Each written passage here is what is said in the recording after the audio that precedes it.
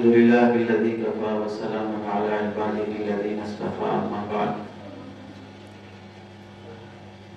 فأعوذ بالله من الشيطان الرجيم بسم الله الرحمن الرحيم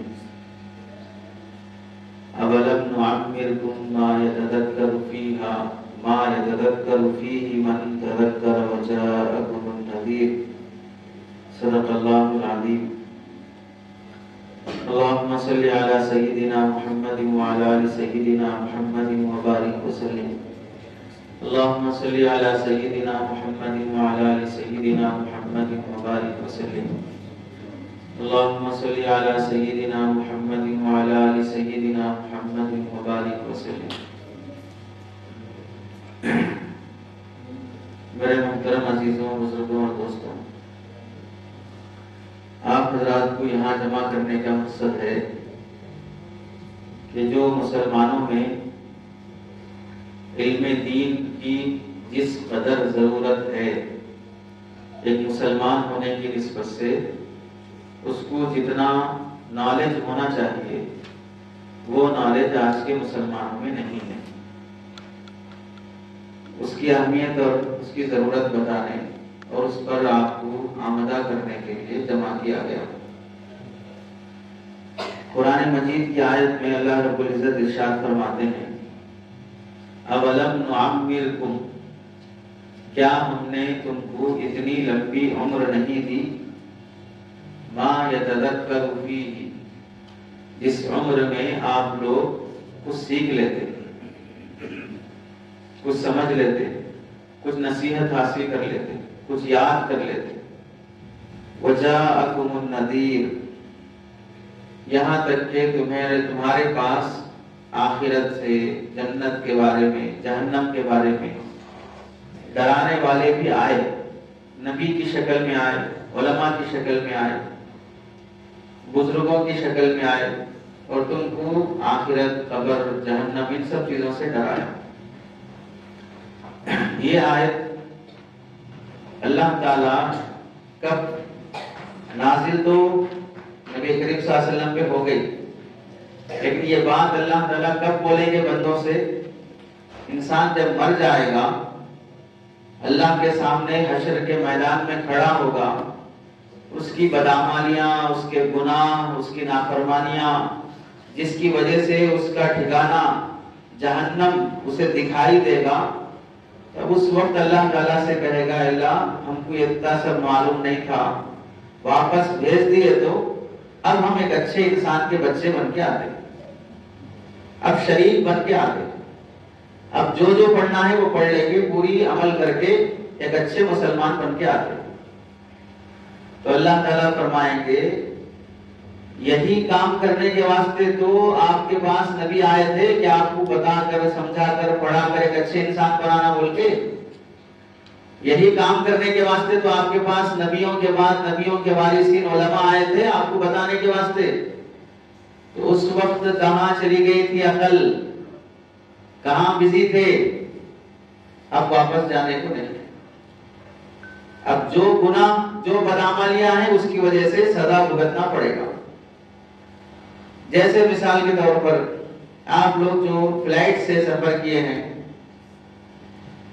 اندر انٹری ہونے کے بعد چیکنگ ہو گئی، اپنا سامان ڈال دیے، اب اپنی ٹکٹ اور اپنا کوچ کون سا ہے، کون سے گیٹ نمبر سے جانا ہے، سب ہو گیا، آگے بڑھ گئے۔ اب اس کے بعد آپ کو یاد آیا کہ میری ایک چیز باہر میں بھول کے آ گیا تھا، پھر آپ واپس آنا چاہیں، کتنے لوگ ہیں جسے ایسا واپس آنے کی وہاں سے اجازت ملتی؟ ابھی آپ انڈیا کا ایئرپورٹ چھوڑے نہیں ہیں، ایئرپورٹ پہ ہی ہیں، لیکن کاغذی کارروائی ہونے کے بعد پھر آپ کو واپس آنے نہیں دیا جائے گا۔ جب دنیا کا ایک معمولی سا قانون ایسا ہے کہ آپ انٹر ہو گئے پھر واپس نہیں جا سکتے، تو پھر ایک انسان مر گیا، قبر میں دفن ہو گیا، مٹی بن گیا، حشر کے میدان میں اللہ کے سامنے کھڑے ہو گیا، اب پھر اس کے بعد بول رہا کہ میں پھر کسی کے باپ کے نطفے کے ذریعے سے اس کی ماں کے پیٹ میں منتقل ہو کے، پھر ڈیلیوری ہو کے، پھر بچہ بن کے، پھر اس کے بعد بڑا ہو کے، پڑھ کے، سدھر کے آتا ہوں، اتنا پروسیس کہاں سے ہو؟ یا خالی ایئرپورٹ سے باہر جانے نہیں دے رہے. تو اللہ تعالیٰ قیامت کے دن جو سوال کیا جانے والا ہے وہ ابھی قرآن میں اتار کر بتا دیے کہ ابھی موقع ہے تمہیں اتنا کہ یہ عمر تمہیں ملی ہے جس میں تم ایک اچھے انسان بن سکتے ہو. حدیث میں بخاری شریف کی حدیث ہے، اللہ کے نبی علیہ السلام فرماتے ہیں جب انسان کو قبر میں دفن کیا جائے گا تو فرشتے ہر مرنے والے کی قبر میں آ کر 3 سوال کرتے ہیں. پہلا سوال یہ کرتے ہیں من ربک، تمہارے پروردگار پالنہار کون ہے. دوسرا سوال یہ کرتے ہیں ما دینک، تم کون سے مذہب کو فالو کرتے تھے. اسلام کو فالو کرتے تھے، ہندو دھرم کو فالو کرتے تھے، گوبر شاہی کو فالو کرتے تھے، انجینئر مرزا کو فالو کرتے تھے، قادیانیت کو فالو کرتے تھے، شکیل بن حنیف کے فالوورز تھے، فیاض کے فالوورز تھے، کس کے مذہب پر کس کی باتوں پر عمل کرتے تھے. تیسرا سوال ہوگا ما تقول فی ھذا الرجل، یعنی من نبیک، تمہارے نبی کون ہے. یہ 3 سوال ہوں. جو سچا مسلمان ہے زندگی اسلام پر گزارا وہ جواب دے گا، جو نہیں گزارا سچا مسلمان نہیں ہے وہ کہے گا ہاں اسفا، ہائے افسوس مجھے نہیں معلوم.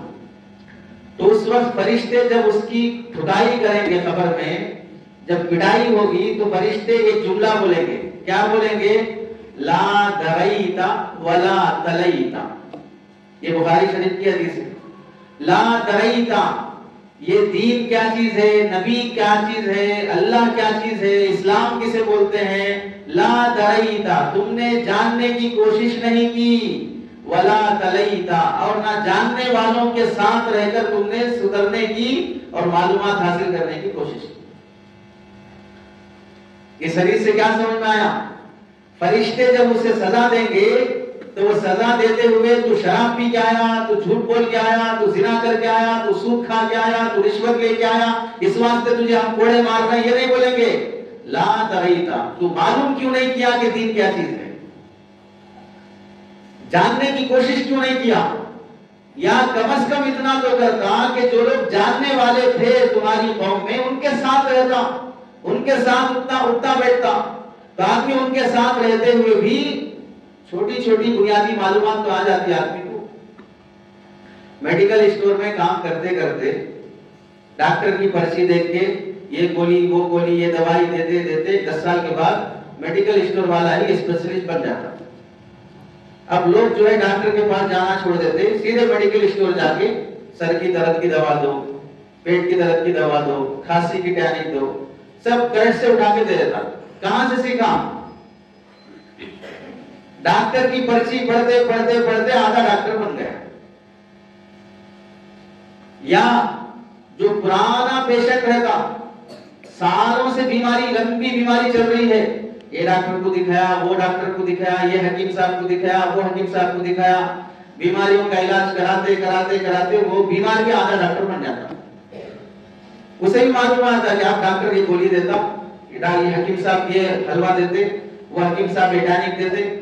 پرانا بیمار بھی بعض مرتبہ نئے ڈاکٹر سے زیادہ تجربے کار رہتا. تو فرشتے یہ بولیں گے ولا تلیتا، تم ایسے لوگوں کے ساتھ بھی نہیں رہے جو جاننے والے تھے، جو دین اور شریعت جانتے تھے.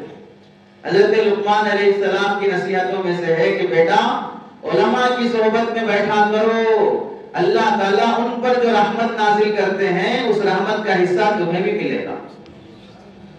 گنہگاروں اور فاسقوں کے ساتھ نہ بیٹھا کرو، اگرچہ کہ تم گناہ نہیں کر رہے ہو، تم شراب نہیں پی رہے، لیکن شراب پینے والے دوستوں کے ساتھ نہ بیٹھو، اس واسطے کہ شرابیوں پر جو لعنت برستی ہے وہ تم پر بھی برسے گی.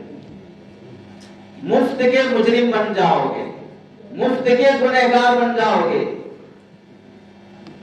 تیسری بات سمجھیں، ایک تو آیت سے سمجھے، حدیث سے سمجھے، عرف سے سمجھے، ہمارے سماج کی مثال سے. آپ سب حضرات اپنی زندگی کا جائزہ لے لیں. آپ جیسے بچے، جوان، بوڑھے، یہ سب حضرات اب تک مندر کو کتنی مرتبہ گئے؟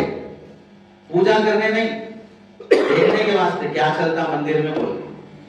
کتنی مرتبہ گئے؟ آپ میں سے ہے کوئی کہ اب تک مندر میں 4-5 مرتبہ جا کے آیا؟ کوئی ہے صاحب یہاں پر؟ مندر وزٹ کر کے آنا بس خالی، پوجا کرنے گیا تو ہمیشہ اگلے چلے جاتا ہے اسلام سے۔ اب بہت سے لوگ ویسے بھی ہیں آج کے زمانے میں، رام مندر کی افتتاح کے موقع سے کتنے پاگل مسلمان ایسے تھے جو مورتی پوجا کر کے اپنا نام مسلمان رکھے ہوئے میڈیا میں آ کر بیان دے رہے تھے کہ رام صرف ہندوؤں کے نہیں ہیں، رام ہمارے بھی ہیں۔ کون کہہ رہا ہے؟ مسلمان کہہ رہا ہے۔ جو مسلمان کہہ رہا ہے ہم ان سے کہیں گے رام تمہارے یا تمہارے باپ کے ہو سکتے ہیں لیکن ہمارے نہیں ہو سکتے، اسلام اور مسلمانوں کے نہیں ہو سکتے۔ ہاں اتنی بات ہے کہ جن مذہبوں کے پیشوا ہیں، کہ جس مذہب میں جس شخصیت کو عبادت کی جاتی ہے یا اس کی عزت اور احترام کیا جاتا ہے، ہم ان کے بارے میں بدزبانی نہیں کریں گے، ہم ان کو گالی نہیں دیں گے، ہم ان کو برا بھلا نہیں کہیں گے۔ قرآن کا حکم ہے لا تسبوا الذین يدعون من دون اللہ فیسبوا اللہ عدوا بغیر علم۔ اللہ کے علاوہ لوگ جس کو اپنا خدا مان کر جی رہے ہیں ان کو گالیاں اور برا بھلا مت کہو، وہ لوگ بھی ضد میں آ کے تمہارے اللہ کو برا بھلا کہیں گے، تو پھر تم دوسروں کے مورتیوں کو گالیاں دے کر گالیاں دلائے کس کو؟ اپنے اللہ کو۔ جیسے اس کی مثال، دو نوجوان اگر آپس میں لڑ رہی ہے، ایک غصے میں آپ کو تیری ماں کی بول دیا، دوسرا خاموش رہتا، پھر تب اپنی ماں کو گالی دلوانے والا خود یہ شخص ہوا۔ اب اسی لیے اللہ کے نبی علیہ السلام نے فرمایا ایک زمانہ ایسا آئے گا کہ بچے اپنے ماں باپ کو گالیاں دیں گے۔ تو صحابہ نے تعجب سے پوچھا اولاد اپنے ماں باپ کو کیسے گالیاں دے سکتی ہے؟ تو اللہ کے نبی علیہ السلام نے مثال سے فرمایا کہ وہ دوسرے کے ماں باپ کو برا کہے گا تو وہ اس کے ماں باپ کو برا کہے گا، تو اس کے ماں باپ کو گالیاں دلوانے کا ذریعہ خود یہ شخص ہوا۔ تو رام کسی مذہب کے محترم اور عظمت والا شخص ہو سکتا ہے، لیکن ہم ان کے بارے میں یہ عقیدہ رکھیں کہ وہ نبی تھے، ان کی تعلیمات نبوی تعلیمات جیسی ہیں تو ہم انہیں نبی مانتے ہیں، یا یہ کہنا کہ بھئی وہ ہمارے بھی بزرگوں میں سے تھے، ہمارے ولیوں اور صوفیوں میں سے تھے۔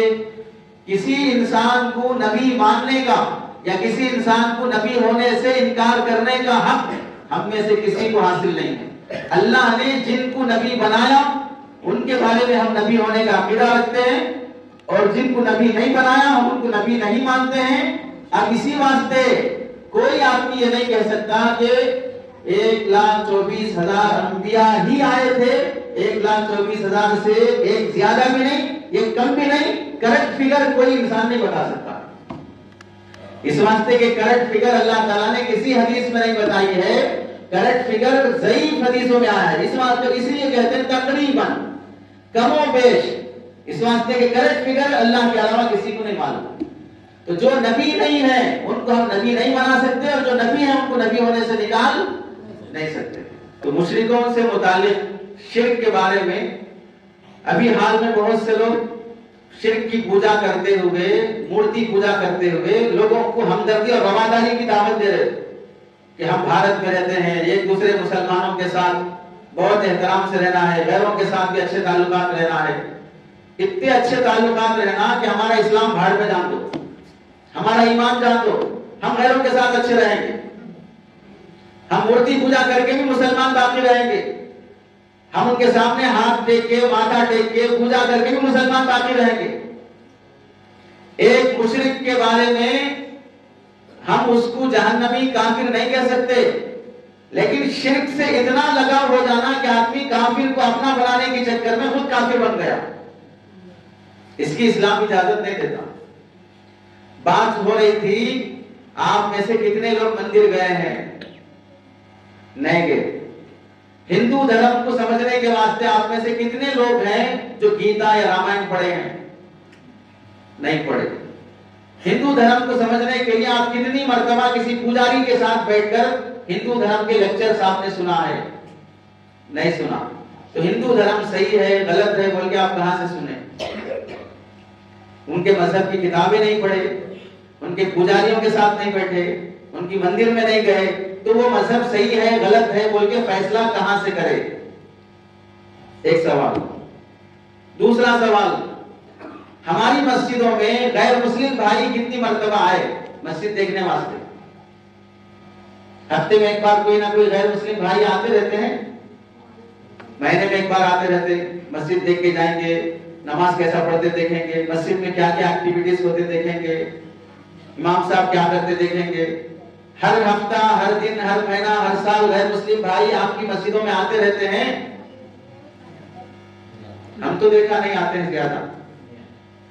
اچھا، غیر مسلم بھائی مسجدوں کو نہیں آتے، غیر مسلم بھائی مدرسے کو آتے ہیں کہ مدرسے میں کیا پڑھاتے ہیں تھوڑا معلوم کریں گے؟ نہیں آتے۔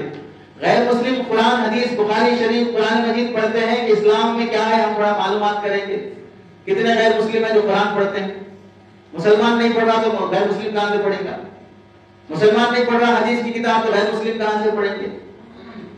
تو غیر مسلم نہ مسجدوں کو آتے، نہ مدرسوں کو آتے، نہ وہ قرآن حدیث پڑھتے، نہ وہ علماء کے ساتھ بیٹھ کر یہ بولتے کہ بھئی آپ سمجھائیے ہم کو کہ اسلام کیا ہے، قرآن کیا چیز ہے، حدیث کسے بولتے ہیں، نبی کون ہے، نماز کیا ہے، اذان کیا ہے، ہم کو سمجھائیے۔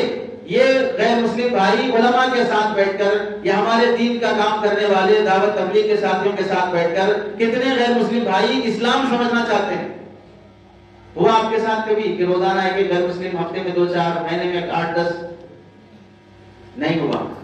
تو اب دونوں طرف سے سمجھو، ہم ان کی مندر نہیں گئے، ان کے گیتا رامائن نہیں پڑھے، ان کے پجاریوں سے نہیں ملے، لیکن ہمارے دماغ میں ہے کہ وہ مذہب غلط، وہ ہماری مسجدوں کو نہیں آئے، ہماری اماموں سے نہیں ملے، ہماری قرآن نہیں پڑھے، ہماری حدیث کی کتاب نہیں پڑھے، ہمارے مدرسوں کو نہیں آئے، لیکن ان کے ذہنوں کے بعد میں یہ بیٹھی ہوئی بات کہ مسلمان غلط۔ سمجھ میں آ رہا نہیں آ رہی؟ تو ہم ان کو غلط سمجھ رہے، وہ ہم کو غلط سمجھ رہے، کہاں سے سمجھے، کیسے سمجھے؟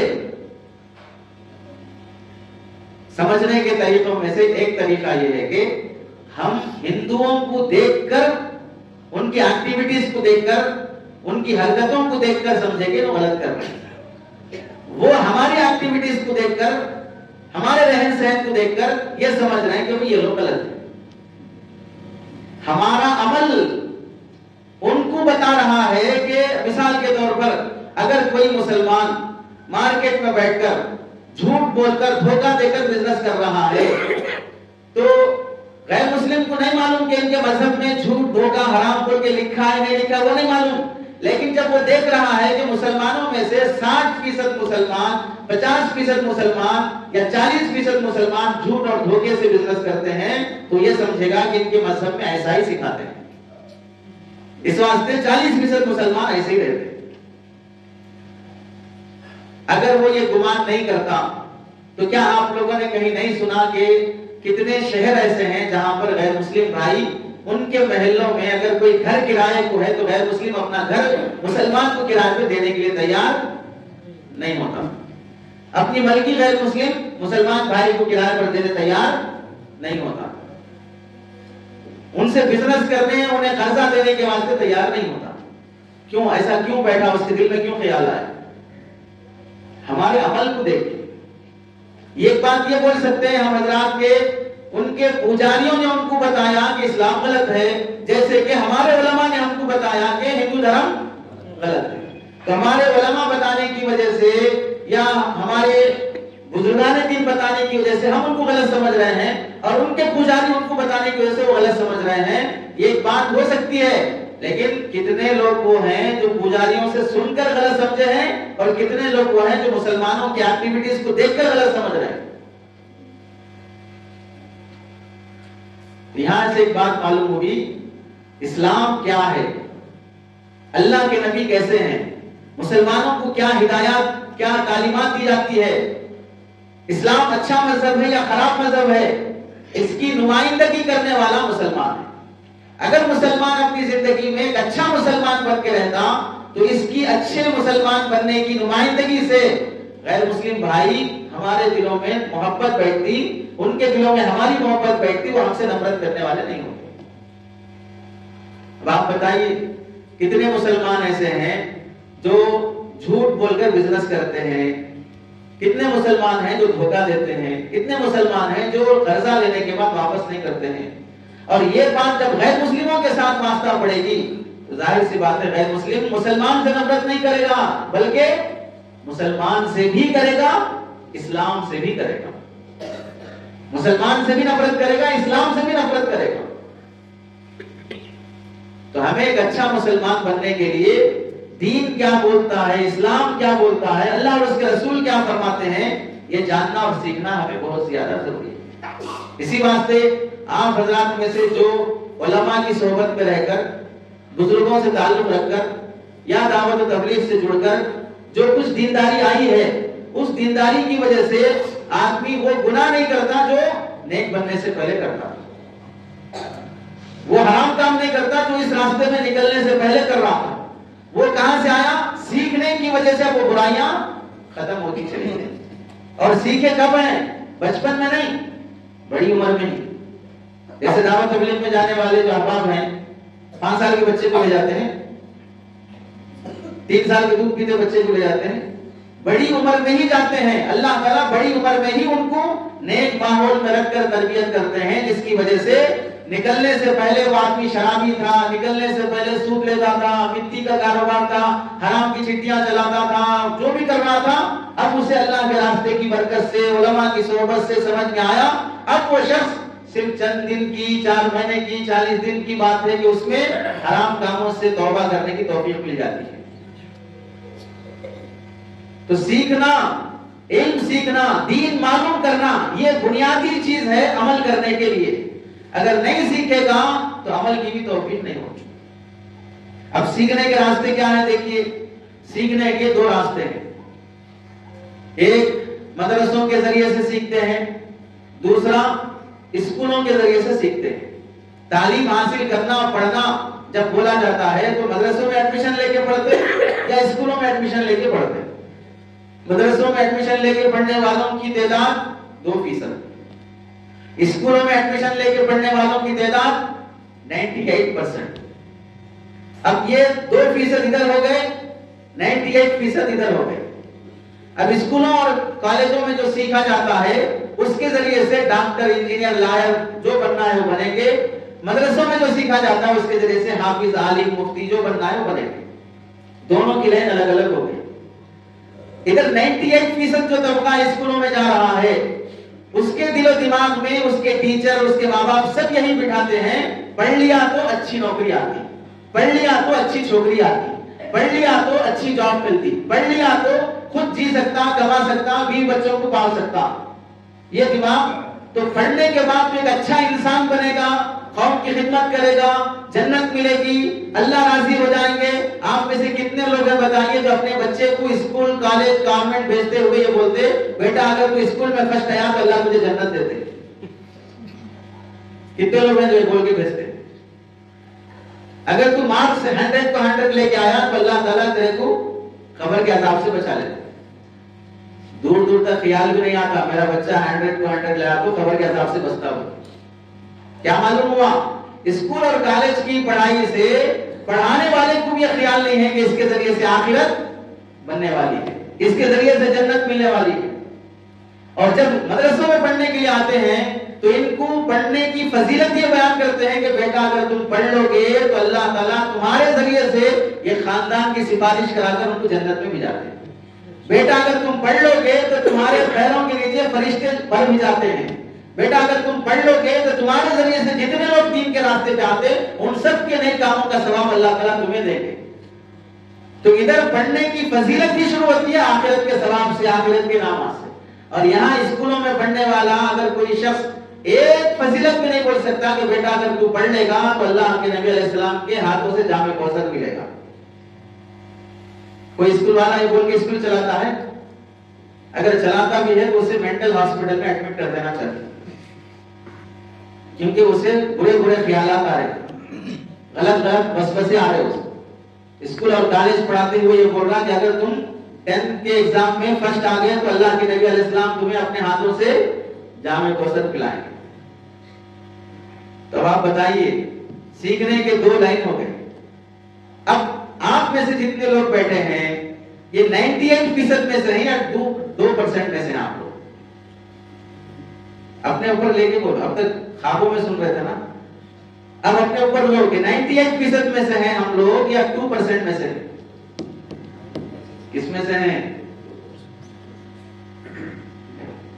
مدرسوں میں ایڈمیشن لے کے پڑھ گئے ہیں آپ لوگ؟ کہاں ایڈمیشن لی؟ اسکولوں میں ایڈمیشن لے کے پڑھے نا. تو اب جہاں تک پڑھ کے ڈگریاں لے کے آ گئے, ڈگریاں لے کے اب بزنس کر رہے, جاب کر رہے, جو بھی ہو رہا ہے, تو جو مقصد سے پڑھے وہ مقصد کے یہاں سے دنیا جو کمانا ہے کما لے رہے ہیں. یہ 2% کے علم کی جو فضیلت تھی وہ فضیلت ابھی بھی باقی ہے. یہ جو کام تھا, یا یہ اسکول پڑھو گے, کالج پڑھو گے تو جاب آئے گی, نوکری آئے گی, اچھا کما سکتے, بیوی بچوں کو پال سکتے, وہ سب سن کے کما لیے, گھر بنا لیے, بیوی بچوں کو پال رہے, وہ چیز حاصل ہو گئی. اب حاصل ہونا کون سا باقی ہے؟ 2% سے جو فضیلت آنا ہے وہ باقی ہے. اب آپ لوگوں سے کہا جا رہا ہے کہ 98% سے جو چیز حاصل ہونا تھا حاصل ہو گئی, اب 2% سے جو فضیلت حاصل ہونا ہے وہ فضیلت حاصل کرو. وہ فضیلت حاصل ہوگی دین کا علم سیکھنے سے. یہ نہیں ہونے کی وجہ سے کیا ہو رہا ہے, یہ 98% جو لوگ اسکول کالج پڑھ کے لائر بن گئے, ٹیچر بن گئے, کوئی اور ہیڈ ماسٹر بن گئے, جو بھی بنے ہیں, روٹ الگ ہو گیا. ادھر مدرسوں میں پڑھنے کے بعد عالم صاحب مفتی صاحب جو بن گئے ہیں, یہ روٹ الگ ہو گیا. اب دونوں میں میچنگ نہیں ہو رہی. مول صاحبوں کی بات ہم کو سمجھ میں نہیں آ رہی, آپ کی بات مول صاحبوں کو سمجھ میں نہیں آ رہی. مول صاحب یہ بولتے ہیں کہ بھئی یہ زمانے میں بھی اگر مسلمانوں کی کامیابی ہے تو دین میں چلنے پر کامیابی ہے.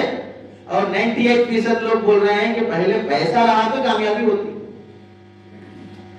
اچھی جاب ہونا, اچھا کمانا, ٹاپ رہنا تو کامیابی ملتی ہے.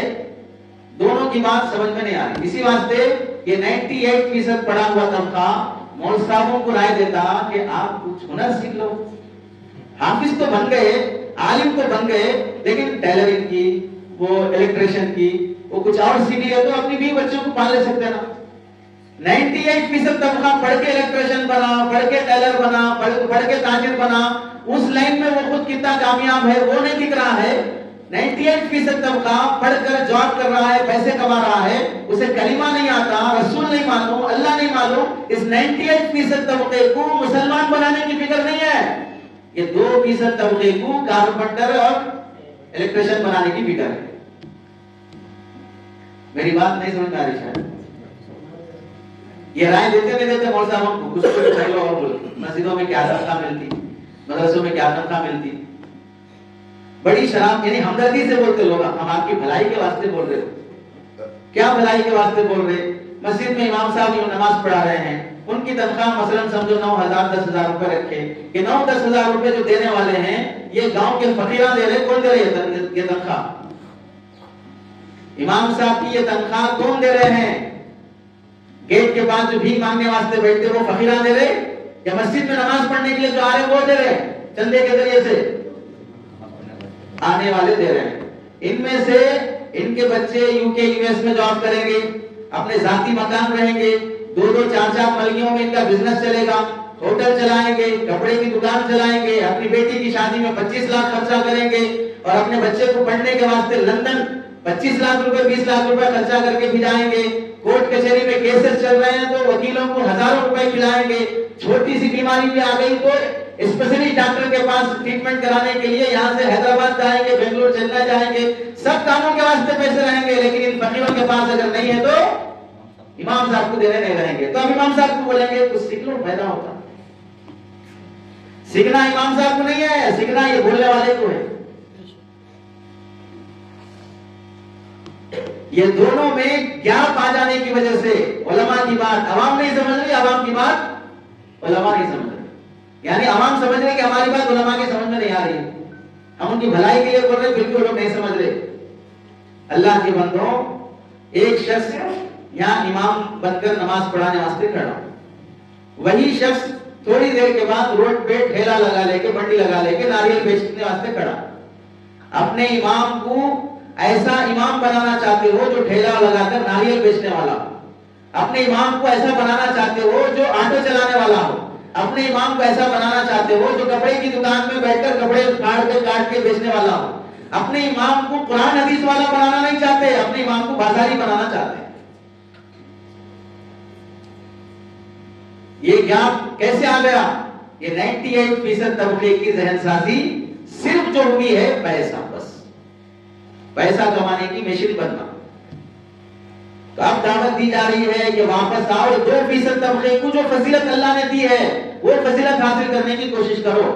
دوسری بات ہم یہ بولتے ہیں، آپ تھوڑا یہ بتائیے، اب تک آپ لوگوں میں سے جواب دینے کی ضرورت نہیں ہے، خود کو جواب دے لیجیے، آپ لوگوں میں سے اب تک کون لوگ ایسے ہیں جو مول صاحب کو ہر مہینہ قرضہ دیتے کہ فلاں مول صاحب کے گھر میں گزارا مشکل چل رہا ہے، استاذیوں مہینہ 5,000 10,000 ان کو قرض دے رہا ہوں، یا مہینہ 5,000 10,000 ان کو ہدیہ تحفہ دے رہا ہوں؟ کتنے لوگ ہیں ہم میں سے؟ جواب مت دیجیے، خود کو بول لیجیے کتنے لوگ ہیں۔ اپنے آپ سے یہ بھی سوال کر لیجیے کہ ہم میں سے کتنے لوگ ہیں جس کے ہمارا گھر خود چلنا مشکل ہونے کی وجہ سے ہم کو دوسروں سے قرضہ لے رہے ہیں، ہماری کو پریشانی ہے بول کے ہم مول صاحب کے پاس جا کے بولے مول صاحب تھوڑا دعا کرو، بچہ ناک میں دم کر دے رہا، دم تو ناک میں چلتا، پھر بھی ناک میں دم کرنا، مول صاحب دعا کرو بچی پریشان کر دے رہی، مول صاحب بلا کرو۔ ہم اتنی دولت رہنے کے باوجود بھی اپنے بچے کو نمازی نہیں بنا سک رہے، ذاتی مکان ہونے کے باوجود بھی اپنی بیٹی کو باحیا باپردہ نہیں بنا سک رہے، اپنی پراپرٹیاں باپ دادا کی پراپرٹیاں ہونے کے باوجود بھی اپنی بیوی کو رسومات میں کنٹرول نہیں کر سک رہے ہیں۔ پتا چلا اتنی دولت آنے کے باوجود بھی گھر میں دین نہیں آ سکا، جس کی وجہ سے بیٹے سے پریشان، بیٹی سے پریشان، بیوی سے پریشان، بھائیوں سے پریشان، حتیٰ کہ ماں باپ سے پریشان۔ حضرت جی انعام الحسن صاحب رحمۃ اللہ علیہ فرمایا کرتے تھے، سنو، جو دنیا دین کے بغیر آئے گی وہ دنیا برکت لے کے نہیں آئے گی، مصیبت لے کے آئے گی۔ جو مال دین کے بغیر آتا ہے وہ مال گھر میں برکت لے کے نہیں آتا، وہ مال گھر میں مصیبت لے کے آتا۔ اب مال تو آ گیا لیکن مصیبتیں بھی ساتھ آئی۔ اور دوسری بات یہ دیکھیں، دینی تعلیم نہ ہونے کی وجہ سے لوگوں کو ایک نقصان یہ ہو گیا، وہ لوگ یہ سمجھنے لگے ایجوکیٹڈ بولے تو آپ کی نظر میں کون؟ حافظ صاحب عالم صاحب کو کبھی ایجوکیٹڈ سمجھتے ہم لوگ؟ ایجوکیٹڈ بولے تو کون؟ جس کی زندگی کی شروعات A for apple, B for bat, C for cat, D for dog, کتے بلی سے جس کی زندگی شروع ہوئی ہے اسے ہم سمجھتے ہیں ایجوکیٹڈ۔ اور جس کی زندگی الف با، الف سے اللہ، با سے بسم اللہ، یہ جس کی زندگی یہاں سے شروع ہوئی اسے ہم سمجھتے ہیں ان پڑھ۔ کتے بلی کو پڑھ لے کے آدمی اتنا ایجوکیٹڈ بن گیا، آسمانوں میں اڑنے لگا، سمندر کی گہرائیوں میں چھلانگ لگانے لگا، خلاؤں کو پار کرنے لگا، فلائٹ بنا لیا، ٹرین بنا لیا، کمپیوٹر بنا لیا، موبائل بنا لیا، پوری کائنات کے پرزے میں ریسرچ کر لیا، لیکن خود میں ریسرچ نہیں کر سکا۔ میں کون ہوں نہیں پہچان سکا، اللہ مجھے کیوں بنایا نہیں پہچان سکا، آسمانوں کے اوپر کون ذات رہتی ہے وہ نہیں پہچان سکا۔ اسی لیے علماء کہتے ہیں اگر پوری دنیا کو پڑھ لیا، آسمانوں کے اوپر کیا ہے وہ بھی چھان لیا، خلاؤں کو چھان لیا، پہاڑوں کو ناپ لیا، سمندر کے پانی کو وزن کر لیا، یہ سب کچھ کرنے کے بعد کہ اگر اللہ کو نہیں پہچانا تو جاہل نمبر بن گئے۔ کیونکہ علم پڑھنے کا مقصد ہی ہے، نالج بولتے ہی ہیں، معلومات میں سب سے بڑا معلوم اللہ کی ذات ہے۔ آپ کو پورا معلوم لیکن اللہ نہیں معلوم، تو جو معلوم ہونا تھا وہ اس نے معلوم، سب سے بڑا جاہل ہے۔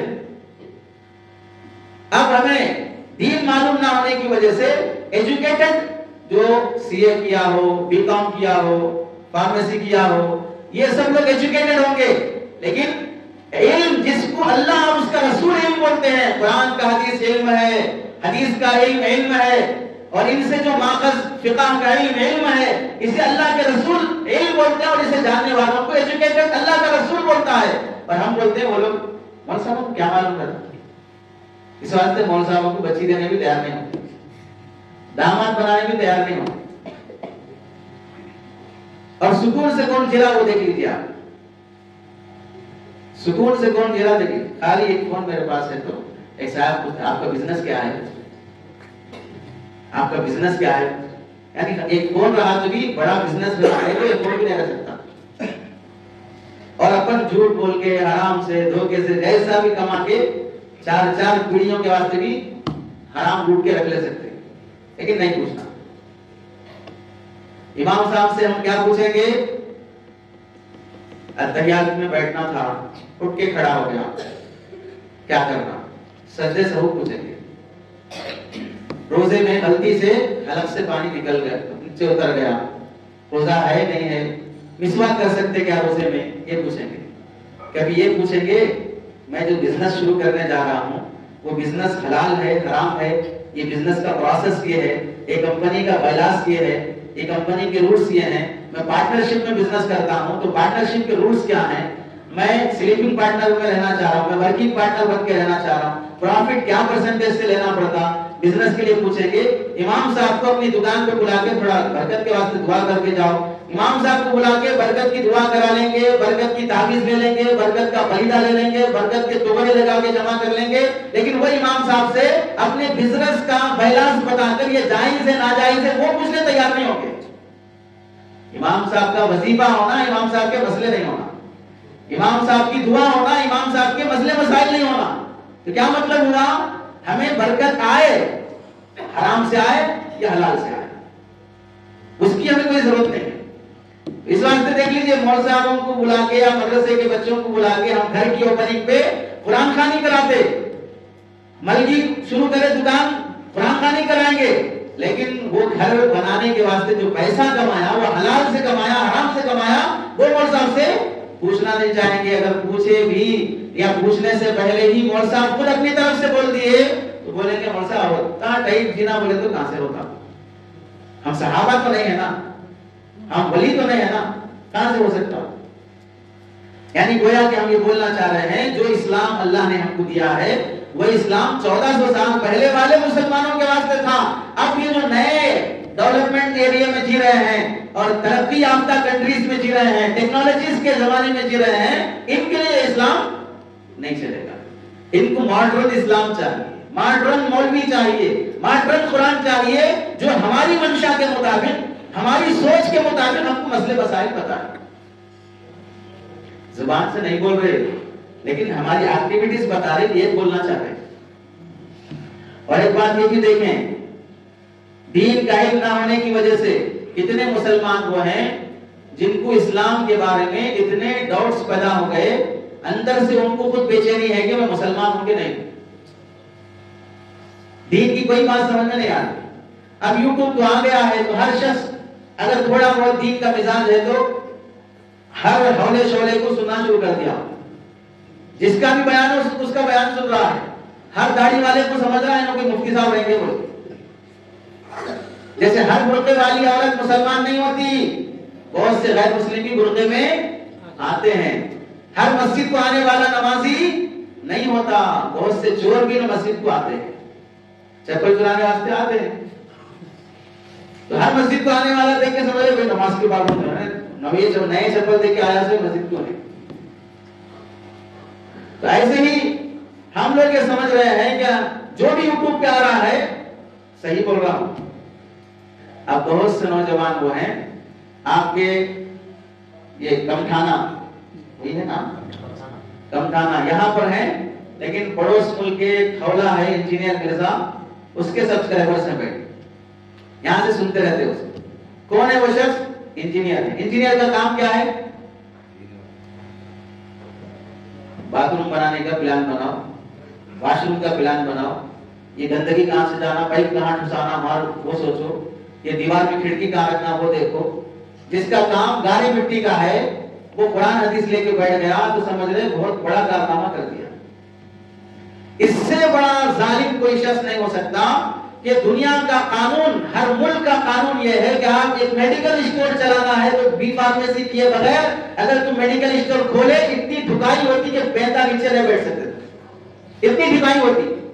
دوسروں کا جھوٹ بول کر سرٹیفکیٹ لے کر گولیاں بیچنے کے لیے رشوت میں لے کے بیٹھتے ہو، اور اگر کوئی آدمی لا پڑے بغیر قانون کی تشریح کرنے چلے تو کیس ہو سکتا ہے۔ لیکن قرآن اللہ کی کتاب اور حدیث اللہ کے نبی کا کلام اتنا ہے کہ ہر فالتو شخص لے کے بیٹھ جائے گا اور بیان کرنا شروع کر دے گا۔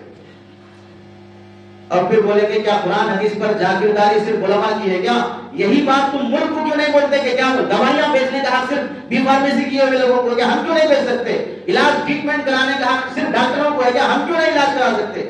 ہاں کیوں نہیں منہ کھولتا؟ پھر اپنی زمین ہے، اپنا کیس ہے، کورٹ میں جا کے یہ بولو کہ میں میرا کیس خود لڑوں گا، کوئی وکیل نہیں رکھوں گا، تو پھر کون سی عدالت تم کو بولے ہاں ٹھیک ہے تم اس کیس لڑو؟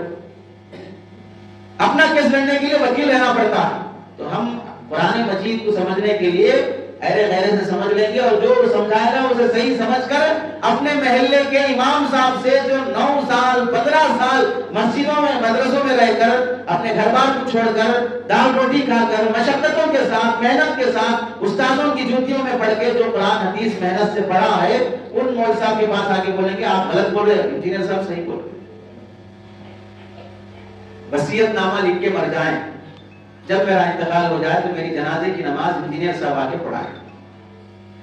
وصیت لکھتے ہیں ایسے لوگ جو اپنے علماء سے اختلاف کرتے ہیں اور کسی فالتو شخص کو فالو کرتے ہیں، اور وہ بولتے ہیں کہ میں مر جانے کے بعد میری جنازے کی نماز انجینئر صاحب آ کے پڑھائیں، ہمارے دیش کا کوئی عالم ہماری جنازے کی نماز نہ پڑھائے۔ تو یہاں کی ایمبیسی سے بات کر کے آپ کے جنازے کو پڑوس ملک بھیج دیا جائے گا، پھر وہاں وہ جنازہ ہوگا، پھر اس کے بعد دفن ہوگا۔ کون ہم میں سے شخص ہے بتائیے جو اپنے بیماری کا علاج، آپ میں سے جن کو انگریزی آتی، گوگل میں اگر آپ بخار کی گولی سرچ کرے، دکھاتا نہیں دکھاتا؟ دکھاتا ہے۔ امیزون میں اگر آپ بخار کی گولی بک کرے، آتی نہیں آتی؟ آپ بالکل آتی۔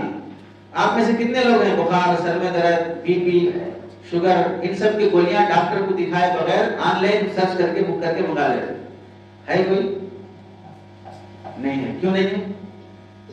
جان چلی جاتی، ڈر ہے، غلط گولی چلی گئی تو آخری گولی رہتی، اس کے بعد قبرستان ختم۔ اس کے واسطے گوگل میں سرچ کر کے نہیں منگائیں گے۔ آر ایم پی ڈاکٹر ہی رہ دو، آر ایم پی بھی نہیں، خالی میڈیکل اسٹور کا ہی بندہ رہ دو، اس سے پوچھ کے کھائیں، لیکن گوگل میں سرچ نہیں کریں گے۔ دین ہی اتنا پھکٹ میں مل گیا ہے کہ اسے پڑھنے کے لیے کوئی عالم کی ضرورت نہیں ہے، گوگل میں سرچ کر کے پڑھ لیتے جائیں، یوٹیوب پہ سرچ کر کے سنتے جائیں گے، صحیح ہے غلط ہے کچھ دیکھا نہیں جائے گا۔ اس کا نتیجہ کیا ہوگا؟ آدمی صحیح علم حاصل کرنے کے بجائے غلط علم کی طرف چلے جاتا۔ ایک فارسی کی کتاب ہے، اس میں ایک لطیفہ لکھے۔ لطیفہ کیا ہے؟ ایک ڈاکٹر صاحب تھے قوم میں، ان کے گھر سے کلینک کو آنے کے لیے بیچ میں قبرستان پڑتا، تو وہ ڈاکٹر صاحب جب بھی گھر سے نکل کے آتے، قبرستان کی گیٹ میں داخل ہوتے ہی چہرے پہ رومال اوڑھ لیتے، قبرستان پار ہونے کے بعد پھر رومال نکال لیتے۔ ان کا معمول تھا۔ ایک دن ان کے ساتھ جو کمپاؤنڈر تھا انہیں پوچھا کہ آپ قبرستان میں آئے تھے، منہ کہیں کو چھپا لے رہے آپ؟ کئی بار پوچھنے کے بعد ایک دن ڈاکٹر صاحب بولے یہ قبرستان جو آباد ہے یہ میری دوائیوں کی برکت سے ہے۔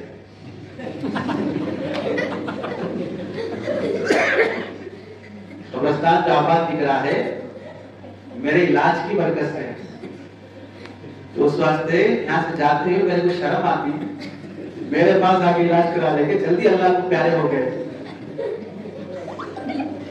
کہاں میرے اوپر لعنت بھیجتے رہتے کہ بول کے منہ چھپا لے کے جاؤ۔ تو جیسے آپ کو آدھا پیدا ڈاکٹر جان بچانے کے بجائے جان لینے والا ہو جاتا ہے، ایسے آدھا پیدا پڑھا لکھا شخص بھی آپ کے ایمان کو بچانے کے بجائے ایمان لینے والا ہو جاتا ہے۔ تو کئی لوگ قرآن حدیث کے بارے میں دیکھیے، آپ ایک بات سے سمجھ لیجئے کہ وہ شخص صحیح ہے یا غلط ہے۔ ایک جگہ وہ شخص بول رہا ہے نعوذ باللہ، اگر ہم حضرت علی اور معاویہ کے زمانے میں ہوتے تو ہم تلوار لے کر حضرت معاویہ سے لڑتے۔ سمجھ میں آ رہی بات؟ صحابی سے لڑنے کی بات کر رہا ہے 1400 سال کے بعد پیدا ہو کر۔ حضرت امام ابو حنیفہ رحمۃ اللہ علیہ فرمائے اللہ کے بندوں شکر ادا کرو کہ ہم صحابہ کے زمانے میں پیدا نہیں ہوئے۔ صحابہ میں کون صحیح تھا کون غلط تھا، سب اللہ کے پیارے ہیں، نبی کے صحابہ ہیں، آسمان کے ستارے ہیں. ہمیں کسی صحابی کے بارے میں فیصلہ کرنے کا، ججمنٹ کرنے کا ہم کو حق حاصل نہیں ہے. یہ وہ لوگ ہیں جنہوں نے اپنے نبی کا ساتھ دے کر، انصار صحابہ اپنے گھروں کو، اپنے بچوں کو یتیم کر کے، بیویوں کو بیوہ کر کے، اپنی جانیں قربان کر کے، ان صحابہ نے دین کے جھنڈے گاڑے اور اللہ اور اس کے رسول کے نزدیک انہوں نے جنت میں بہت بڑا مقام پا لیا ہے. 1400 سال کے بعد پیدا ہو کر تم ان کا کیا اکھاڑ لیتے؟ لیکن کیوں اپنی زبانوں کو گندا کر کے جہنمی بننا چاہتے ہو، لعنتی بننا چاہتے ہو؟ اب ایسا شخص جو صحابہ کو برا بھلا کہہ رہا ہو، یہاں بیٹھ کے اس کے فالوورز بنائیں اور پھر بولتے ہیں کہ اتنا نالج ہے کہ آج کل کے ہمارے مولساموں کے پاس بھی نہیں ہے. نالج ہی اگر ہونا ہے تو گوگل کے پاس سب سے زیادہ نا، کیا پوچھے کس زبان میں پوچھے تو بولتا نا، تو گوگل سے شادی کر لو. سب سے زیادہ نالج ہے اسے. آپ بس اسٹینڈوں پہ، ریلوے اسٹیشنوں پہ دیکھے ہوں گے پتلا کھڑا کرتے چکرم، جس میں 2 روپے 5 روپے ڈالے تو آپ کا وزن بتانے کے ساتھ ساتھ آپ کی بھوشیوانی بتاتا ہے، آپ کا فیوچر بتاتا ہے. کوئی کون سا بتا سکتے فیوچر؟ نہیں بتا سکتے. تو خالی 2 روپے میں وہ آپ کی بھوشیوانی بتا رہا ہے، تو وہ مشین سے شادی کر لو. پھر بھوشیوانی بتاتے رہتے آپ. صرف نالج صحیح ہے غلط ہے کچھ دیکھے بغیر آدمی ہولا بن جانا اپنی آخرت برباد کر لینے کی علامت. صحیح تعلیم، دین کا علم نہ ہونے کی وجہ سے ایک نقصان یہ ہوتا ہے کہ مسلمانوں کے اخلاق، ایک مسلمان کو کیسے رہنا چاہیے وہ اخلاق مسلمان کے اندر نہیں. بائک چلا رہے آپ، آٹو چلا رہے ہیں، چلاتے چلاتے اسپیڈ جا رہے، اچانک کوئی شخص آپ کو ہاتھ دکھا کے رکایا، سڈنلی بریک مار دیتے، پیچھے سے آیا وہ شخص گھس جانا کر. کچھ بول بھی نہیں سکتے، ہو رہا نہیں ہو رہا. یہ طریقہ ہے گاڑی رکانے کا.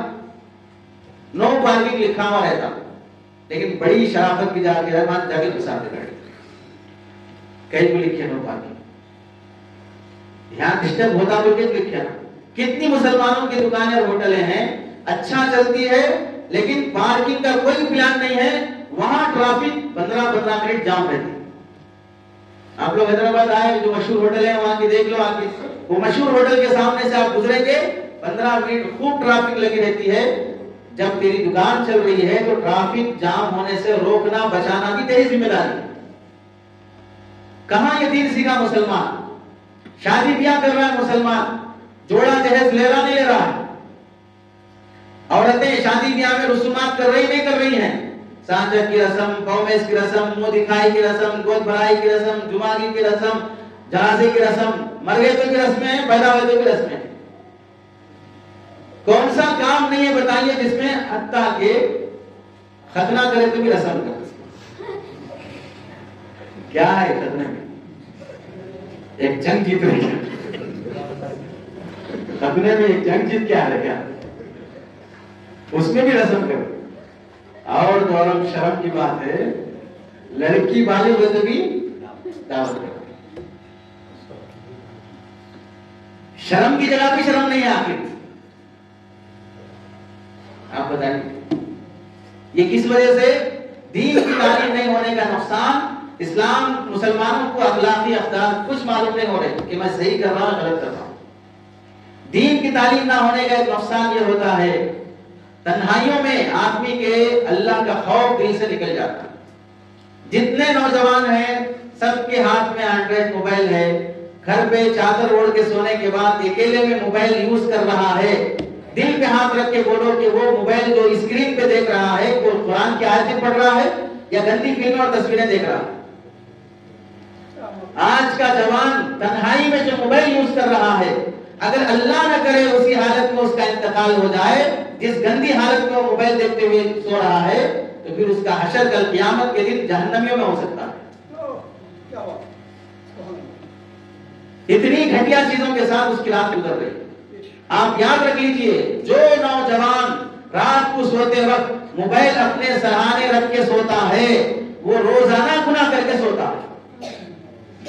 موبائل دور رکھ کے سونے والا ہی اس کی گندگیوں سے بچا ہے، ورنہ جیسے ہی تکیے کو سر لگاتے فوراً گناہ شروع ہو جاتے ہیں. اور یہ بری عادت ایسی ہے کہ آدمی کبھی کبھار نیک چیز اچھی چیز دیکھنے کی نیت سے شروع کرتا لیکن اینڈنگ جا کے جہاں پر ہوتی ہے وہ کسی گندگی پر ہوتی ہے. اس نیکی سے بھی بچو جس نیکی کا انجام برائی ہے. یوٹیوب میں اس مولوی صاحب کا بیان سننے سے بھی بچو جس کے بعد آگے چل کر تم کسی غلط عقیدے میں پڑ جاؤ. کتنے نوجوان ہیں جو تنہائی کی زندگی میں اپنی جوانی کو ایسے برباد کر رہے ہیں کہ بعد میں چل کے وہ شادی کے قابل ہی نہیں رہتے, اتنی گھٹیا حرکتوں میں رہتے.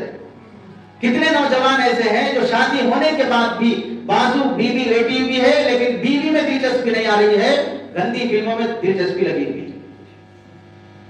کھلا طلاق کے کیسز ہو رہے ہیں. عورتیں شوہر ہونے کے باوجود بھی شوہر کام پہ جانے کے بعد عورت گھر کی اپنے شوہر کی ساتھ مطمئن نہ ہونے کی وجہ سے غیر مردوں سے تعلقات شروع کر رہی ہے. یہ اخلاقی خطرے آپ کو لگ رہا ہوگا ایسا سب کہاں سے ہو رہا ہے؟ نہیں ہو رہا ہے. اب ایسے ہی حضرت جبرائیل آ کے میرے کو بول کے کہتے میں بول رہا ہوں. اگر ایسا نہیں ہوتا تو پھر مفتیان اکرام کے پاس یہ مسئلے نہیں آتے. آپ کو تھوڑی معلوم ہوگا, ہم تھوڑے نعوذ باللہ غیب جانتے ہیں. یہ خاتون فون کر کے پوچھ رہی ہے ہم سے کہ میرا شوہر شرابی ہے, ہمیشہ نشے میں رہتا, میری کوئی جنسی خواہش کی طرف توجہ نہیں دیتا. ایسی صورت میں جب مرد کو 4 نکاح کرنے کی اجازت ہے اور یہاں میرا مرد 4 مہینے گزر جاتے لیکن وہ میری طرف توجہ نہیں کرتا, تو کیا میں شوہر ہوتے ہوئے کسی غیر کے پاس جا سکتی نہیں جا سکتی؟ اس کے دل میں اللہ کا ڈر تھا تو انہیں فون کر کے پوچھ رہی تھی. جس کے دل میں اللہ کا ڈر نہیں ہے وہ پوچھ کے جاتی. دین کا علم نہ ہونے کی وجہ سے نوجوانوں کی اخلاقی قدریں ختم ہوتی جا رہی ہیں. دین کا علم نہ ہونے کی وجہ سے ہر کالج پڑھنے والا نوجوان نشے اور گانجے کا عادی بنتے جا رہا ہے. اب آپ بتائیے چھوٹے بچے جو مکتب میں پڑھ رہے ہیں ان کو ٹائم کو چاکلیٹ نہیں ملتا, بسکٹ نہیں ملتا, چائے دودھ نہیں ملتی, لیکن کالج پڑھنے والے نوجوان کو روزانہ سگریٹ, گٹکا, پان, تمباکو اور نشہ مل جاتا ہے. تو تربیت ان کی زیادہ ضروری ہے, تربیت ان نوجوانوں کی زیادہ ضروری ہے. شاید کالج پڑھنے والا کوئی نوجوان 10% بچے ہوں گے برائیوں سے, 90% کالج کے نوجوان وہ ہوتے ہیں جن کی غلط دوستیاں ہوتی ہیں اور گرل فرینڈ ہوتی ہے, نشہ ہوتا ہے, گانجا ہوتا ہے, گندی فلمیں ہوتی ہیں, ڈیٹنگ پہ جاتے ہیں, سب ناجائز تعلقات ہوتے ہیں کالج کی زندگی میں. اور جب انہیں سمجھایا جائے تو بولتے ہیں کالج لائف ہے بھائی, سب چلتے رہتا ہے. یعنی کالج لائف کا مطلب یہ ہے کہ بے شرم بے حیا بن کے رہنا. تربیت چھوٹے بچوں کی جہاں ضروری ہے اس سے کہیں زیادہ تربیت نوجوانوں کی ضروری ہے. کتنے نوجوان ہیں باپ بیچارہ مزدور تھیلے اٹھا کر کھیت میں کام کر کے کسی ہوٹل میں گالیاں سن کر برتن صاف کر کے بڑھاپے کی عمر میں وہ کما کے میرے بچے کو, میری بیٹی کو ڈگری حاصل کرانا, اسے ایجوکیٹڈ بنانا, پائی جمع کر کے گھر میں گوشت لائے بغیر مٹی پہ لے کے قرضے پہ لے کے اس کی فیس بھر رہا ہے, اور وہاں وہ نوجوان نشہ کرتے ہوئے, عیاشی کرتے ہوئے, شراب پیتے ہوئے, گرل فرینڈ کے ساتھ مزے اڑاتے ہوئے اپنے باپ کو تسلی دے رہا ہے کہ میں محنت سے پڑھ رہا ہوں. آپ یہاں رہتے ہیں, شریف لوگ ہیں, یہ سب خیالات آپ کے ذہن میں نہیں آتے. ہم حیدرآباد میں رہتے ہیں, ہاسٹلوں میں ہم دیکھتے ہیں کہ 4 سال سے نوجوان بچے جاب سرچنگ کے واسطے بیل پڑے ہوئے ایسا پڑے ہوئے ہیں. ماں باپ یہاں سے بھیج رہے ہیں میرا بچہ جاب سرچنگ میں ہے, 4 سال سے جاب سرچ کر رہا ہے. کیا کر رہا ہے؟ دن بھر ٹانگ پھیلا کے سوتے رہتا, ہوٹل میں جا کے کھا لیتا, اور پھر راتوں میں اٹھنے کے بعد لڑکیوں کے ساتھ گھوم لیتا, پھر لیتا, پھر کیا کر رہا ہے؟ جاب سرچنگ میں. اس نوجوان کو کہاں رہنا تھا اور کہاں پر ہے؟ آپ ایک خود سے سوال کر لیں. میں شروع میں بتایا کہ 2% مدرسوں میں آ رہے ہیں, 98% اسکولوں میں جا رہے ہیں. آپ بتاؤ مدرسوں میں آنے کے بعد ان کا جو اینڈنگ ہے وہ کیا ہے؟ حافظ صاحب, عالم صاحب, قاری صاحب, مفتی صاحب, ہو گیا. یہ بن کے آ رہے ہیں اور اتنے بن رہے ہیں جتنے سماج کو ضرورت ہے. ہو سکتا ہے اور کم بن رہے ہوں گے, کم بن رہے تو بھائی آ رہے 2%, 2% میں سے بھی اینڈ تک پہنچنے والے کتنے رہتے؟ 2 سال پڑھ کے نکل گئے, 4 سال پڑھ کے نکل گئے, یہ فلاں پڑھ کے نکل گئے, ایسے بھی ہوتے ہیں. اینڈ تک پہنچنے والے کتنے ہوتے؟ 2% میں سے 1% رہتے.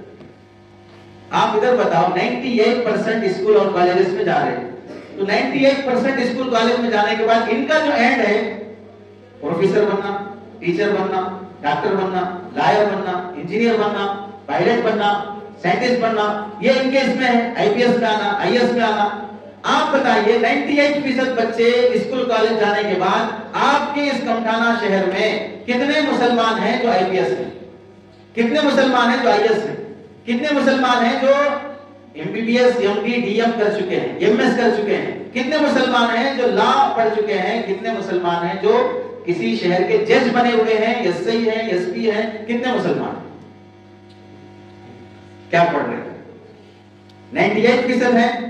میں صرف آپ کی شہر کی بات نہیں کر رہا ہوں، پورے ہندوستان کا، پورے جنوب کا یہی حال ہے، پورے ایشیا کا یہی حال ہے کہ اسکولوں میں پڑھنے کے بہانے سے ہماری جو منزل ہے مسلمان کو جہاں ہونا چاہیے مسلمان وہاں پر نہیں. ایک بابری مسجد کا کیس لڑنے کے واسطے پورے انڈیا میں کوئی مسلمان وکیل نہیں مل سکتا. ایک 3 طلاق کا مسئلہ اس کا کیس لڑنے کے واسطے پورے انڈیا میں کوئی مسلمان وکیل نہیں مل سکتا. اگر ملتا بھی ہے تو ایسا ملتا ہے اسے خود نہیں معلوم وہ وکیل صاحب کو کہ 3 طلاق بولتے کسے شریعت میں، اسے خود نہیں معلوم ہے. 98% پڑھ کے بھی کیا ہے.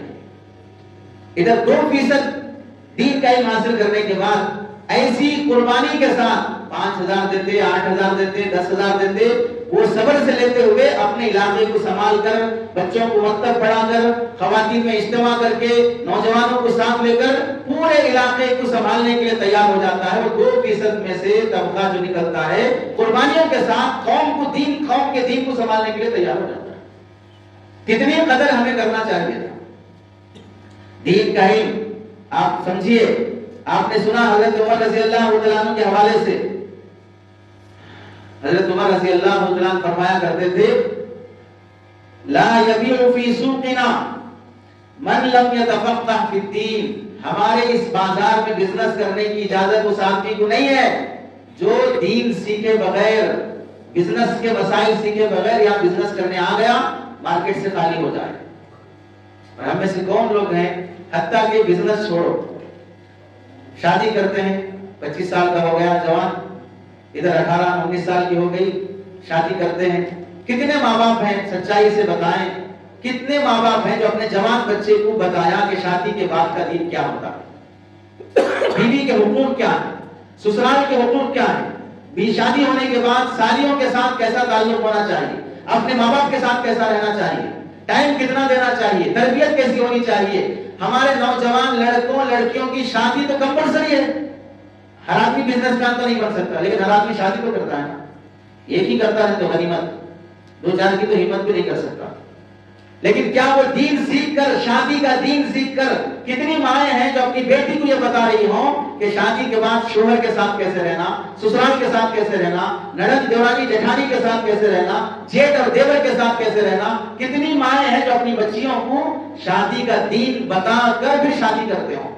حتیٰ کہ ماں باپ کو بتانے کا علم نہیں ہے تو کتنے ماں باپ ایسے ہیں جو نوجوان اپنے علماء کے پاس آ کر یہ کہتے ہیں 1 مہینے میں میرے بیٹے یا بیٹی کی شادی ہونے والی ہے، آپ سے درخواست ہے کہ روزانہ 1 آدھا گھنٹہ میرے بچوں کو ٹائم دے کر آپ شادی کے بعد کا دین سکھائیے. نہیں سکھائے کیا رزلٹ نکل رہا ہے؟ ہر 100 میں سے مسلمانوں میں 6 واقعات طلاق کے ہوتے ہیں. 100 نکاح ہوئے اس میں سے 6 خلا یا طلاق ہونا ضروری. جیسے کمانے کا جذبہ نہیں ہے تو ہندوستان کا سروے ہے، ہندوستان میں ہر 4تھا بھکاری مسلمان، ہر 4تھا بھیک مانگنے والا مسلمان. ویسے 100 میں سے 6 شادیاں خلا طلاق کے حوالے ہو جاتی ہیں. شادی ہو کے ہفتہ 6 مہینے بھی نہیں ہوئے خلا طلاق. آپ بتائیے، سعودیہ کویت کا واقعہ ہے، شادی ہونے کے بعد ایک بیوی اپنے شوہر کے خلاف کیس کی اور عدالت سے اپنا خلا کا مطالبہ کی. کورٹ میں جج پوچھا اپنے شوہر سے خلا کیوں لینا چاہ رہی ہے، تو بیوی بول رہی ہے کہ میرا شوہر مجھے فیس بک یوز کرنے نہیں دیتا ہے، مجھے فیس بک چاہیے، شوہر نہیں چاہیے. تعجب نہیں ہو رہا؟ شوہر کو چھوڑنے تیار ہے، فیس بک چھوڑنے تیار ہے. ایک خاتون بول رہی ہے یا تو مجھے موبائل دلاؤ یا تو مجھے طلاق دو، یا تو مجھے موبائل دلاؤ یا تو مجھے طلاق دو. ایک لڑکی یہ بول رہی ہے کہ مجھے یا تو اپنے ماں باپ سے الگ رکھو یا نہیں تو مجھے کھلا دو. کیوں ہوا؟ سکھائے دین شادی کے بعد کیسا رہنا چاہیے. بتائے لڑکی کو شادی کے بعد، پہلے زمانے کے ماں باپ تھے جو اپنی بیٹی کی شادی ہوتے وقت بول کر بھیجا کرتے تھے کہ بیٹی اب تیری ڈولی یہاں سے جا رہی ہے، تیرا ڈولا ہی واپس آئے گا. اب چھوٹی چھوٹی باتوں پہ لڑ کے جھگڑ کے واپس نہیں آنا. اب یہ اب تک ہم تیرے ماں باپ تھے، اب یہاں سے تیرے سسرال بھی تیرے ماں باپ. اب کیا کر رہے ہیں بھائی؟ ماشاءاللہ کبھی اماں بولتی فون کر کے آجا دیکھ لیتے، بھائی بولتا آجا ہم پال لیتے. اب بول رہا ہے آجا پال لیتے. کل تیری شادی ہو جاتی، تیرے بچے ہو جاتے. جب یہ بیوہ مطلقہ بہن تیرے گھر میں بیٹھی رہتی تو نڑند کب تک بھاوچ کو برداشت کرے گی؟ کب تک جٹانی دیورانی کو برداشت کرے گی؟ پر اگر تو پال بھی لیا، پیٹ کی بھوک مٹا سکتا ہے، شرمگاہ کی بھوک کون مٹائے گا؟ کب تک کوئی عورت صبر کے ساتھ زندگی گزارے گی؟ بے حیائی کے راستے کھل جائیں گے. گھروں میں ہی وہ گناہ ہوں گے جو گناہ کسی مارکیٹ میں ہوا کرتے تھے. گھروں میں ہی وہ زنا ہوں گے جو زنا کسی باہر سوچا جاتا تھا. یہ تربیت نہیں ہونے کا نتیجہ ہے. اور یہ سب خیالی باتیں نہیں ہیں. ایک صاحب ہم سے آگے پوچھے کہ شادی ہو گئی بھائی کی، 6 مہینے گزرے، 6 مہینے کے بعد بھاوج یہ کہہ رہی ہے کہ میں اپنے شوہر کے ساتھ نہیں رہتی، میں دیور کے ساتھ رہتی ہوں. کیوں؟ کیا بولے تھے؟ شادی کے بعد اپنے دیور سے پردہ کرو، بھاوج سے پردہ کرو. دیور موت ہے. گھر کے اندر گناہ جلدی ہو سکتے ہیں. باہر والا چرانے کے لیے گھر میں آنے کے لیے پلان کرنا پڑتا. گھر والا چوری کرنا چاہے تو کوئی سے پلان کرنے کی ضرورت نہیں ہے، بڑی آسانی سے چوری ہو سکتی ہے. اسی واسطے ہمارے دیش کو لوٹنے کے لیے باہر والے نہیں آئے، پھر بھی دیش ٹوٹ گیا. اس گھر کو آگ لگ گئی گھر کے چراغ سے. جتنے گورنمنٹ اور سرکاری سمپتی تھی وہ سب کیا ہو گئی؟ پرائیویٹ بن گئی. کس نے بیچا؟ باہر والے نے بیچا، گھر والے نے بیچا. کیا پتا چلا؟ گھر کے آدمی سے گناہ جلدی ہو سکتا ہے باہر والے سے. وہ دین نہیں سکھایا گھر کا، تب جا کر شادی کا دین نہیں سیکھا، بزنس کا دین نہیں سیکھا. اب آپ دیکھیے، بیچ میں ایک بات سمجھو آپ کو. اتنی دیر کی بیان میں آپ کو بولا کہ بھئی ایک آیت پڑھے تو اتنا ثواب، ایک حدیث پڑھے تو اتنا ثواب، یہ فضیلت وہ فضیلت. بولا نہیں بولا؟ میں آپ کو دماغ سے سمجھانا چاہ رہا ہوں کہ دین کا علم سیکھنا صرف فضائل اور ثواب کی وجہ سے نہیں، دین کا علم سیکھنا ہماری زندگی کا ضروری حصہ ہے. اس کے نقصانات کی روشنی میں سمجھو کہ اگر نہیں سیکھو گے تو کیا ہوگا. عام طور سے یہ ہوتا ہے کہ ہم لوگ ایک آیت پڑھ لیے تو اتنے نے کیا ملتے، یہ مسئلہ معلوم کر لیے تو اتنا ثواب ملتا. اب لوگ کیا لیتے؟ وہ ثواب وہ نیکیاں سب کرنے کے بعد ہے مول صاحب. اب سیکھ لے تو کیا ملتا؟ ریئل لائف میں ہم کو پروفٹ کیا ہے وہ سمجھانا چاہ رہا ہوں. ریئل لائف میں اگر نہیں سیکھو گے تو کتنا نقصان ہو رہا ہے، اور سیکھ لو گے تو کتنے پروفٹ میں رہتے. اس کی مثال سمجھو. شادی آپ لوگ ہی کرتے ہیں یا شادی مول صاحب بھی کرتے ہیں؟ کرتے ہیں نا. آپ لوگ کرتے، ہم لوگ کرتے بھی کراتے بھی نہیں. مول صاحب کو نہیں بلاتے شادی نکاح پڑھانا. آپ لوگ ایک ہی کرتے. مول صاحب کیا بولتے؟ 4 کر سکتے ہو لیکن کرنے نہیں دیتے آپ لوگ. مول صاحب کرے تو اسے امامت سے نکالتے تھے، مول صاحب کرے تو انہیں مدرسے سے نکالتے تھے. خیر وہ ٹاپک دوسرا ہے، کسی اور موقع بھی اس پہ لمبا بول سکتے. تو آپ لوگ صرف کرتے، ہم کرتے بھی اور کراتے بھی. اور آپ ایک ہی کرتے اور ہم 4 کرنے کی بات کرتے. آپ لوگ رکاوٹ بنے بول کے نہیں کرتے. اور کرنے کے بعد آپ لوگ ہم 2 ہمارے 2 بس بول کے رکھتے. اور ہم بولتے ہم 2 اور ہمارے سب، ہم 2 ہمارے سب. مول صاحبوں کو بچے کم رہتے زیادہ رہتے؟ زیادہ رہتے. اب آپ بتاؤ شادی عوام بھی کر رہی ہے, شادی مول صاحبہ بھی کر رہے ہیں, بچے عوام بھی جنم دے رہی ہے, بچے مول صاحبہ بھی جنم دے رہے ہیں. کورٹ کچہری کو کتنے کیسز پبلک کے جا رہے ہیں, کتنے کیسز مول صاحبوں کے جا رہے ہیں. پبلک کے کیسز کورٹ کچہری کو کتنے جا رہے ہیں, لڑائی جھگڑے کتنے گھروں میں ہو رہے ہیں, اور مول صاحبوں کے گھروں میں کتنے لڑائی جھگڑے ہو رہے ہیں. پیسے کی کمی ہے, نالج کی کمی ہے, دولت کی کمی ہے, کس چیز کی کمی ہے؟ دین کی کمی ہے. معلوم ہوا دین نہیں ہے تو کروڑ پتی رہ کر بھی پیسہ کہاں جا رہا؟ وکیلوں کے پیچھے جا رہا, کورٹ کچہری عدالت میں جا رہا ہے. یہاں دین دنیا اتنی زیادہ نہیں ہے, لیکن اتنا دین ہے جس سے سکون سے زندگی گزار سکے. اس واسطے دین کا علم سیکھنا ہماری ریئل لائف سے کتنا ریلیٹڈ ہے وہ سمجھو, نہیں سیکھنے سے کتنا نقصان ہو رہا ہے اسے سمجھو, اور ہر فیلڈ کا نقصان ہے. میں ابھی آپ کو شادی بیاہ کا سمجھایا, بزنس کا سمجھایا, نوجوانوں کی کالج لائف کا سمجھایا, مختلف پیغام سے سمجھایا کہ دین کا علم نہیں ہونے سے کس کس فیلڈ میں آدمی نقصان اٹھا رہا ہے. یہی دین کا علم نہیں ہونے کی وجہ سے آج مسلمانوں کے ذہنوں میں ایک بڑا نقصان یہ بیٹھا ہوا ہے کہ اسلام کبھی انڈیا میں یا ہندوستان میں اسلام کبھی غالب نہیں آ سکتا, اونچا نہیں ہو سکتا. ہمیشہ مسلمان کے غلام اور نوکر ہی بن کے رہنا پڑے گا. اسی واسطے ہم میں سے کتنے مسلمان ہیں جو پالیٹکس میں آنا چاہتے ہیں. پالیٹکس میں مطلب آپ لیڈر بننا ضروری نہیں ہے, ایک ڈی ایس پی بن گیا, ایک آئی پی ایس بن گیا, پالیٹکس بھی اس کے سامنے گھٹنے ٹیکنا پڑتا ہے. پورے شہر کا, پورے ڈسٹرکٹ کا امن شانتی اس کے ہاتھ میں رہتی ہے. کوئی کچھ نہیں کر سکتا اگر وہ ایک ضلع کا ڈی ایس پی بن جاتا ہے. کتنے مسلمان ہیں جو آنا چاہ رہے ہیں, چمچے بنے رہتے, چمچے نہیں سمجھتے. چمچے کبھی یہ کٹورے میں سے اٹھا لینا, کبھی وہ کٹورے میں سے اٹھا لینا, کبھی وہ برتن میں سے اٹھا لینا. وہ سیاسی پارٹی ہے تو کبھی اس کے وہاں سے اٹھا لینا, کبھی یہ سیاسی پارٹی ہے تو یہاں سے اٹھا لینا. چمچے بنے ہوئے رہنا بس. کبھی لیڈ نہیں کریں گے, وہ سوچ پیدا نہیں ہوگی آدمی کے اندر. آپ سمجھیے دین کا علم تعلیم کے ذریعے سے ہی قوم زندہ رہتی ہے. جس قوم کے اندر تعلیم نہیں ہے وہ قوم کبھی زندہ نہیں رہ سکتی. ایک چھوٹی سی مثال سے سمجھو, اس وقت پوری دنیا میں کتنے کنٹریز ہیں جی؟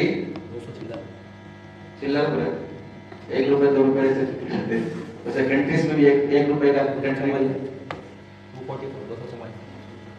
بھائی بول رہے 244 چلر میں آتے. 57 آ گیا تو پورے مسلم کنٹریز ہو جاتے تھے. 44 سے 57 آ گیا. خیر آپ کو ہوتا تو یاد ہے, باقی تو شریف بنے بیٹھے, ایسے شریف بنے بیٹھے جیسے قاضی صاحب قبول کیا گیا مجھ سے بولے, ہر ایک بار قبول کیا بول دیا نا, اور ایک بار بولا تو گھر میں جا کے. اتنے مسلم کنٹریز ہیں. اس میں سے مسلم کنٹریز جو 57 ہیں, فلسطین کو چھوڑ دیں 56, ان کے پاس دولت ہے نہیں ہے. 56 مسلم کنٹریز کے پاس دولت ہے نہیں ہے. لیکن کیا 57 مسلم کنٹریز کے پاس ایجوکیشن ہے؟ ان کی آرمی ان کی ہے. کیا 57 مسلم کنٹریز کے پاس اکنامک بزنس ہتھیار بنانا, اپنی جگہ سیلف ڈیفنس کے لیے تیار ہونا, امریکہ کی مدد کے بغیر ہے ان کے اندر؟ نہیں ہے. حتیٰ کہ حج کے موسم میں بھی فیسلٹیز حوالے کرتے کس کو؟ اسرائیل کے حوالے کرتے. کیوں؟ قوم دولت سے زندہ نہیں رہتی, قوم ایجوکیشن سے زندہ رہتی. پڑھے لکھے وہ لوگ ہیں اور ان کے پاس پیسہ ہے, لیکن ملک کا قانون, ملک کی حفاظت, ملک کی ملٹری, ملک کی فوج بنانا نہیں آتا. مست کھا کے بیل کے جیسا اونٹ کا گوشت کھا کے بیل بنے سوتے رہتے ہیں. اس واسطے 57 مسلم کنٹریز ہونے کے بعد بھی کیا نہیں کر پا رہے؟ ایک اسرائیل چھوٹے سے کیڑے کو مار نہیں پا رہے. اتنا چھوٹا کیڑا ہے کہ حضرت مفتی تقی عثمانی صاحب دامت برکاتہ فرماتے ہیں کہ ایک زمانے میں بولا کرتے تھے اسرائیل اتنا چھوٹا کنٹری ہے کہ اگر پورے مسلم کنٹریز کے لوگ مل کر اگر تھوک دیے اسرائیل پہ, وہ تھوک اتنا ہوتا ہے کہ اسرائیل اس میں بہہ کے چلے آتا. اتنا زیادہ کہاں سے تھوک سکتے ہو؟ اتنا زیادہ نہیں سوکھتے تو اتنا پیشاب کر دو، اس میں تو بہ کے چلے جاتا. ایسا تھا اس زمانے میں. لیکن اب ایک چھوٹا سا کنٹری 56 مسلم کنٹریز کچھ بھی اس کا نہیں کر سکتے. اور فلسطین اور غزہ کے مسلمانوں کو کتنا وہ شہید کر رہا. لیکن وہی غزہ کے مسلمانوں میں وہ شجاعت، وہ ایمان، وہ بہادری ہے. چھوٹے سی طبقے کی جماعت رہ کر بھی 4 مہینے سے اتنا مقابلہ کر رہی ہے کہ اندر سے اسرائیل اور امریکہ ٹوٹ گیا. جیسے عام زبان پھٹ جا رہی ہے اس کی. کچھ نہیں کر سک رہا، میڈیا کے سامنے نہیں بولنے سک رہا اپنی شرمندگی. کب آئی وہ بات؟ وہ تعلیم. آج بھی فلسطین کا آپ سرچ کر کے دیکھ لیں، فلسطین میں ایجوکیشن لیول کتنا ہے.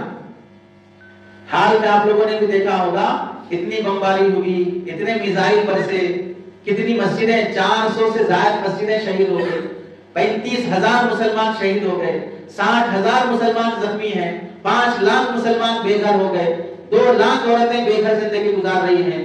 اتنا سب کچھ ہونے کے بعد بھی جہاں وہ لوگ کھلے میدان میں خیمے ڈال کر رات گزار رہے ہیں، ان میں سے ایک بڑا خیمہ ہر جگہ پر رہتا ہے جس میں ابھی بھی وہ معصوم بچوں کو پڑھاتے ہیں.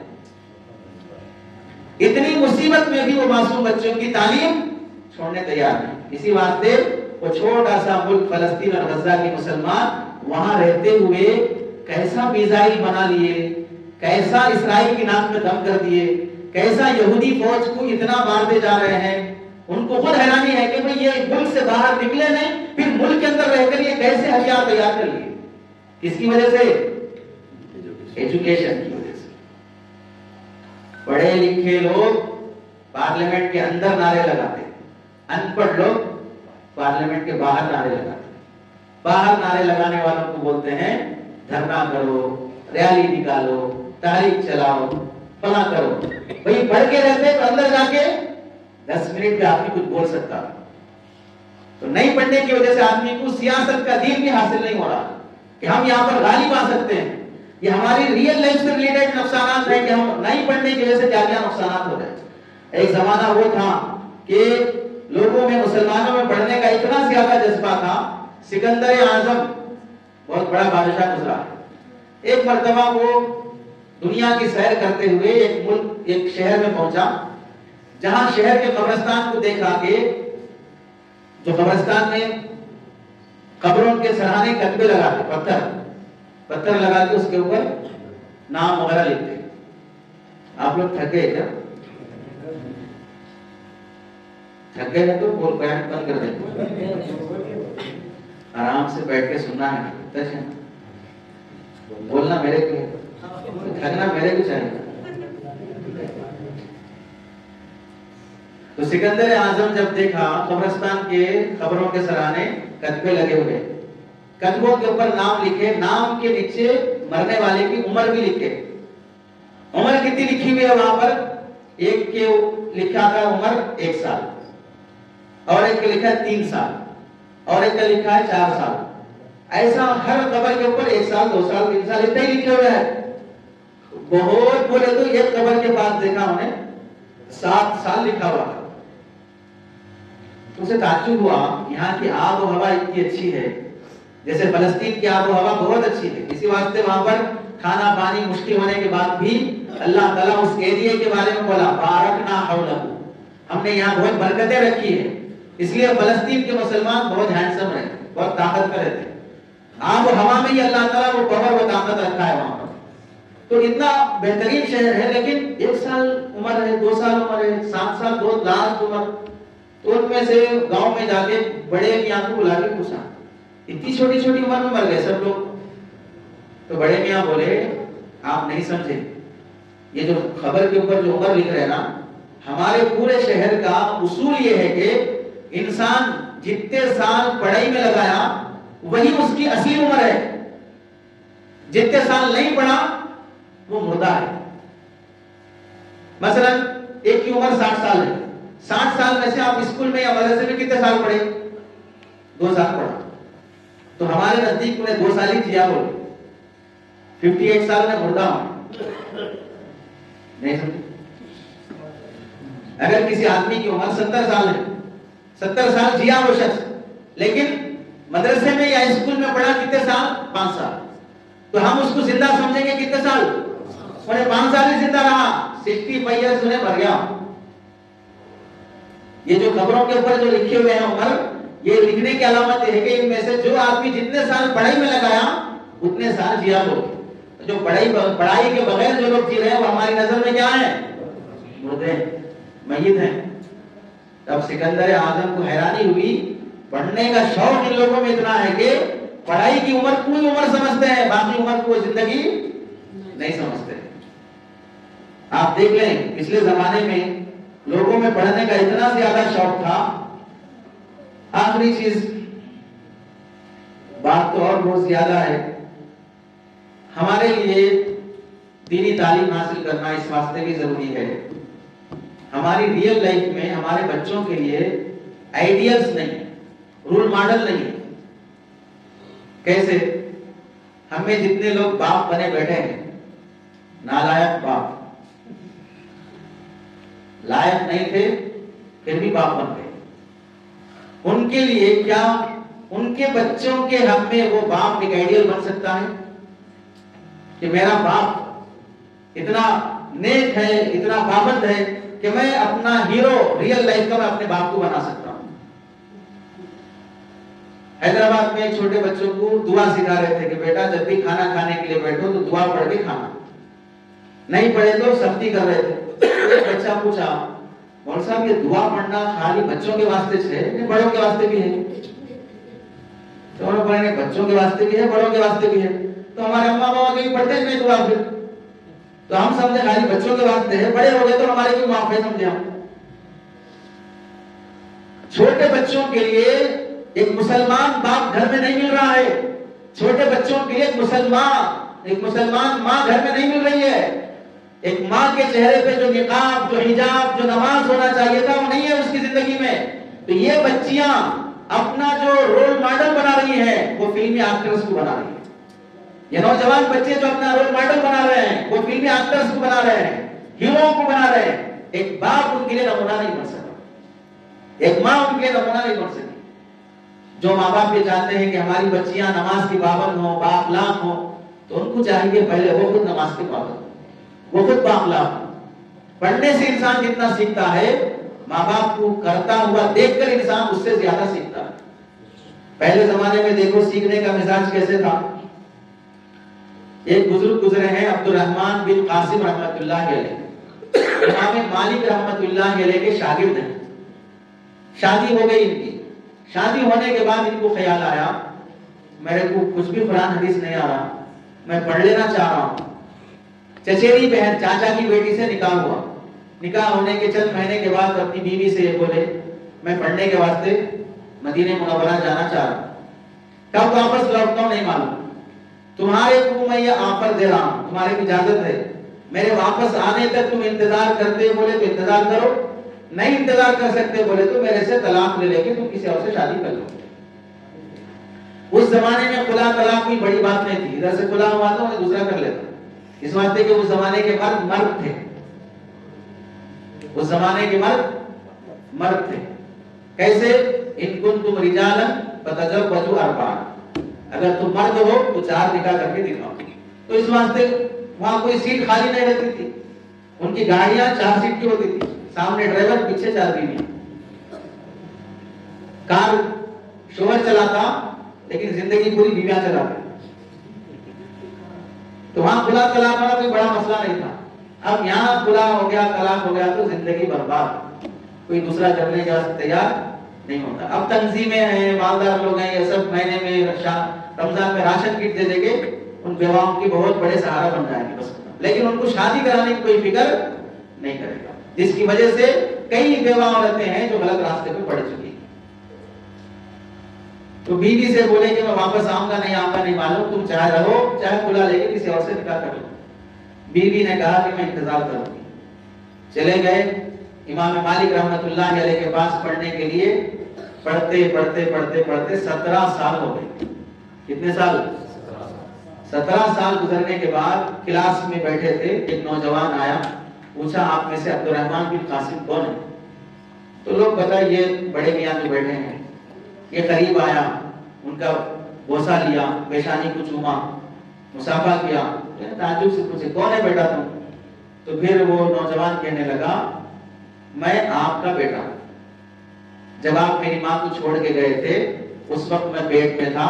میری ماں ہر دن آپ کا تذکرہ کرتی تھی کہ ابو پڑھنے واسطے مدینہ گئے ہیں، ابو پڑھنے واسطے مدینہ گئے ہیں، بڑے ہونے کے بعد تم کو بھی پڑھنے جانا ہے.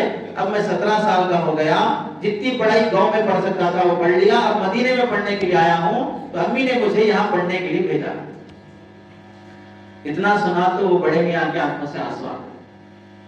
روتے ہوئے فرمانے لگے اللہ اس بندی کو جنت دے، اس نے 17 سال میرا انتظار کیا. شوہر کمانے واسطے نہیں گیا، پڑھنے واسطے گیا. 17 سال میں کبھی شکایت نہیں کی کہ مجھے کھلا دے دو، طلاق دے دو، بہت انتظار کر لی. 17 سال انتظار کر کے بیٹے کو بھی پڑھنے کے لیے مدینہ بھیجی. اب اتنی قربانی دے کے جب وہ پڑھیں گے اللہ ان کی لاج نہیں رکھتے. کتنے بڑے امام بنائیں گے. 17 سال میں نہیں رکے، پھر اس کے بعد باپ بیٹا دونوں 30 سال تک امام مالک رحمۃ اللہ علیہ کے پاس پڑھتے رہے. بعد میں اپنے شہر کے بڑے امام بنے، بڑے محدث بنے. اللہ نے ان سے کام لیا، وہ دنیا سے چلے گئے، جا کے 1300 سال ہو گئے، لیکن ابھی بھی کیا ہو رہا ہے؟ ان کا تذکرہ ہو رہا ہے، ابھی بھی زندے ہیں. امام شیخ سعدی فرماتے ہیں کتنے مردے وہ ہیں جو ابھی بھی زندہ ہیں اور کتنے زندے وہ ہیں جو کبھی کے مر چکے ہیں. معلوم ہی نہیں دنیا کو یہ زندہ ہے وہ. اور کتنے مردے میت دنیا سے چلے گئے لیکن دنیا ابھی بھی ان کو ایسا جانتی ہے گویا کہ وہ زندہ ہے اور سالوں سے جانتے آ رہے. یہ جذبہ تھا ان لوگوں کے اندر پڑھنے کا. حتیٰ کہ آپ دیکھو امام احمد بن حنبل رحمۃ اللہ علیہ اس وقت کے بادشاہ نے ان کو جیل میں ڈال دیا. جیل میں کیا کرتے؟ خالی ٹائم ویسٹ ہوتا. جیل میں امام احمد بن حنبل رحمۃ اللہ علیہ جتنے قیدی تھے وہ سارے قیدیوں کو جمع کر کے ان کو قرآن اور حدیث اور فقہ پڑھانا شروع کر دیا. 2.5 سال امام احمد بن حنبل رحمۃ اللہ علیہ جیل میں تھے. 2.5 سال میں جتنے قیدی جیل میں تھے ان میں سے اکثر لوگ قرآن حدیث کے عالم بن چکے تھے. جیل میں رہے تو بھی اپنا کام نہیں چھوڑا. ابن تیمیہ رحمۃ اللہ علیہ جیل میں تھے. شاگرد جو ان کے پاس پڑھنے کے لیے آتے تھے وہ بولے کہ ہمارے استاد جیل میں چلے گئے، ہم کہاں پڑھیں گے؟ تو حکومت سے درخواست کیے کہ ہم کو اجازت دو کہ ہم جیل میں جا کے اپنے استاد سے پڑھ لیں گے. تو جیل کی سلاخوں کے پیچھے استاد رہتے، باہر طلبہ بیٹھتے، روز آ کر ان سے پڑھ لے کے چلے جاتے. روزانہ جو امام ابن تیمیہ پڑھا رہے تھے ان کے وہ لیسنز کو، ان کے وہ سبقوں کو لکھ کر شاگردوں نے جب کتاب بنائی تو وہ کتاب کتنے پیجز میں بنی معلوم؟ 36 والیوم میں بنی. 36 جلدوں میں بنی ہے. کہاں بیٹھ کے پڑھا ہے؟ جیل میں بیٹھ کے پڑھا. بچے وہاں جا کے پڑھ گئے. اب آپ بتائیے، آپ بول رہے جیل میں جا کے پڑھو، کہاں پڑھو؟ مسجد میں پڑھو، اللہ کے گھر میں پڑھو. کتنا بولتے اللہ کے راستے میں جانے کے بعد کہ قرآن کے حلقے لگانے کے بعد جو یہاں سیکھ لیے اپنے مقام میں آنے کے بعد اپنے علماء سے سیکھنا چاہیے. کتنا سیکھے اپنے علماء سے، کتنا قرآن کی تجویز صحیح ہو، کتنی سورتیں یاد کرے، کتنے مسائل یاد کرے. ہم میں سے بعض دیندار تو ایسے ہیں، برا مت کو سمجھو، مول صاحب کے بازو بیٹھ کے رہتے، کون کوئی مسئلہ پوچھنے آئے، مول صاحب سے مسئلہ پوچھے، مول صاحب سے پہلے انہوں جواب دے کے مول صاحب سے پوچھتے صحیح بولا نا مول صاحب، صحیح بولا مول صاحب پوچھتے، غلط کہا تو آپ اصلاح کیجیے. ہماری تمہاری اصلاح یہ ہے کہ مول صاحب کے سامنے بولے کیسا. علماء نے لکھا ہے کہ سنو، مالداروں کے گھر جاؤ تو اپنی نگاہوں کی حفاظت کرو، دسترخوان پہ بیٹھو تو اپنی پیٹ کی حفاظت کرو، اللہ والوں کے پاس جاؤ تو اپنے دل اور خیالات کی حفاظت کرو، اور علماء کے پاس جاؤ تو اپنی زبان کی حفاظت کرو. ان کے سامنے مت بولو. اب میرے بزرگوں، آپ کو جوڑنے کا مقصد ہے ہم کو دین معلوم ہو، قرآن حدیث معلوم ہو. اب آپ میں سے کسی کو ہم یہ بول رہے کیا کہ آپ کالج چھوڑ دو یہ پڑھ لو، آپ بزنس چھوڑ دو یہ پڑھ لو، آپ یہ تو نہیں بول رہے ہیں. جو جس فیلڈ میں ہے اس فیلڈ میں ہوتے ہوئے جتنا دین اس کو معلوم ہونا چاہیے تھا وہ دین معلوم کرنے کی کوشش کر لے، وہ بولا جا رہا ہے. اور وہ چیز حاصل ہوگی علماء کی صحبت سے. اس کے لیے تیار ہیں آپ لوگ انشاءاللہ؟ کون کون لوگ تیار ہیں؟ سب تیار ہیں؟